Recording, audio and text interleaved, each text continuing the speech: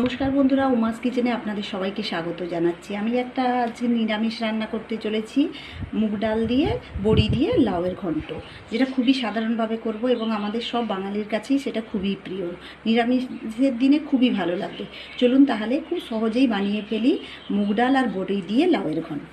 আমার এই রেসিপিটা যদি আপনাদের ভালো লেগে থাকে অবশ্যই লাইক করবেন, কমেন্ট করবেন, আমার চ্যানেলটিকে সাবস্ক্রাইব করবেন, বেল আইকনটিকে প্রেস করবেন যাতে আমার নিত্য নতুন রেসিপির নোটিফিকেশানগুলো আপনাদের কাছে পৌঁছে যায় এবং এটিকে শেয়ার করতে ভুলবেন না প্লিজ। ইনগ্রিডিয়েন্টসগুলো লাগবে আমরা একবার সেগুলো দেখে নিই। এখানে দেখুন লাউগুলোকে আমি সরু সরু করে কেটে নিয়েছি, কেটে ধুয়ে জলটা ঝরিয়ে নিয়েছি। এখানে আমি একটু মুগ ডাল 2 চামচের মতো মুগ ডাল নিয়েছি, দিয়ে আপনারা লাউয়ের কোয়ান্টিটি হিসেবে মুগ ডালটা নেবেন। নিয়ে আমি ওটাকে রোস্ট করে নিয়েছি, ভেজে নিয়েছি শুকনো খোলায়। এখানে একটু দেখুন আদা জিরে পেস্ট আছে, একটু চিনি নিয়েছি, কাঁচা লঙ্কা নিয়েছি, যেরকম আপনারা ঝাল পছন্দ করেন সেই অনুযায়ী ব্যবহার করবেন। এখানে একটা শুকনো লঙ্কা, তেজপাতা, জিরে এটা ফোড়নে ব্যবহার করব। একটু বড়ি নিয়েছি, এটাকে ভেজে গুঁড়ো করে নেব। আর হলুদ আর লঙ্কা গুঁড়ো নিয়েছি। লঙ্কা গুঁড়োটা যদি আপনারা কাঁচা লঙ্কার ঝাল বেশি দেন তাহলে না দিলেও চলবে। চলুন, আর নুন, ঘি, তেল এগুলো তো ব্যবহার করবই। চলুন তাহলে আমরা বানানো শুরু করি। কড়াতে তেল দিয়ে দিয়েছি, সর্ষের তেল আমি ইউজ করছি। বড়িগুলো প্রথমে ভেজে নেব, নিরামিষের দিনে খুবই ভালো লাগবে। বড়িগুলো ভাজা হয়ে গেছে। এরপর তেজপাতা, শুকনো লঙ্কা আর জিরেটা ফোড়ন দিয়ে দেবো।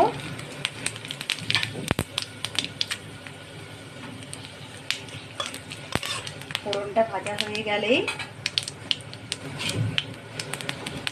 ফোড়নটা যেই ভাজা হয়ে যাবে, দেখুন আমি এখানে আদা জিরে বাটাটার সঙ্গে একটু জল মিশিয়ে দিয়েছি। ওতে আমি হলুদ গুঁড়ো লঙ্কা গুঁড়োটা মিশিয়ে দেবো, পরিমাণ মতো দিয়ে দেবেন।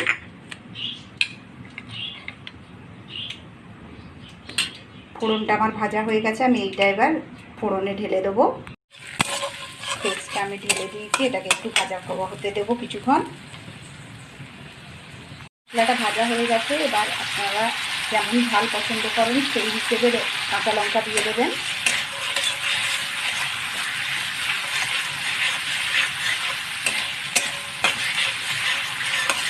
এরপর আমি কেটে রাখা লাউগুলো দিয়ে দেবো। লাউগুলো ভালোভাবে মশলার সঙ্গে মিশিয়ে নেব। এবার মুগ ডালটাও এর সঙ্গে আমি দিয়ে দেবো। মশলার সঙ্গে ভালো করে মিশিয়ে নেব। এর সঙ্গে আমি পরিমাণ মতো নুনটাও দিয়ে দেবো।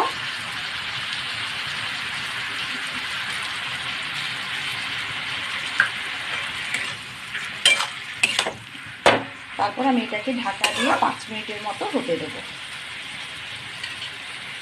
দেখুন 5 মিনিট পরে আমরা ঢাকনাটা 5 মিনিট পরে দেখুন আমি খুলে দেখেছি, লাউগুলো মোটামুটি গলে গেছে, ডালগুলো অনেকটা নরম হয়েছে, কিন্তু ডালগুলোকে আমরা একবারে গলিয়ে ফেলবো না। আপনারা যদি এই পর্যায়ে মনে করেন যে একটু জল দিতে হবে, ডালগুলো খুবই শক্ত আছে, তাহলে একটুখানি দেবেন, বেশি জল দেবেন না, বাস একটুখানি দেবেন, কারণ এখনও বড়ি দেবো না, ওই জন্যে। খুব সুন্দর একটা গন্ধ বেরিয়েছে।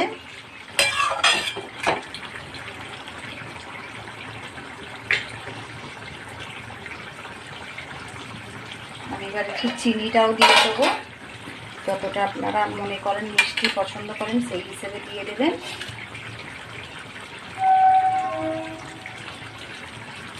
পছন্দ করলে দেবেন না, কোনো ব্যাপার না, কিন্তু একটু ডাল লাউয়ের সঙ্গে একটু মিষ্টি মিষ্টি ভালো লাগবে। আমি আবার 5 মিনিটের মতো এটাকে ঢেকে হতে দেবো। দেখুন ডালটাও মোটামুটি সেদ্ধ হয়ে গেছে, লাউটাও পুরো সেদ্ধ হয়ে গেছে, জলটাও প্রায় শুকিয়ে এসেছে। এবার আমি এতে বড়িগুলো দিয়ে দেবো। বড়িগুলোকে আমি ভেজে গুঁড়িয়ে নিয়েছি।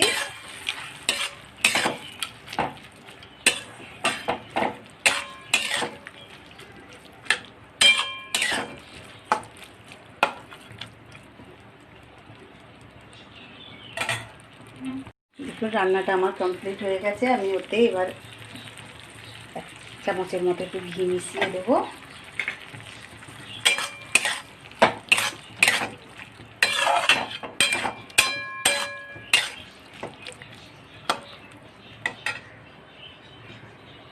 ঘিটা অপশনাল, কারণ সবাই ঘি বড়ির সঙ্গে অনেকে পছন্দ করেন না, তাহলে দেবেন না, কিন্তু খুব সুন্দর দিলে খুব সুন্দর একটা গন্ধ বেরোবে। অবশ্যই বলবো অ্যাড করতে, যদি পছন্দ না করেন দেবেন না।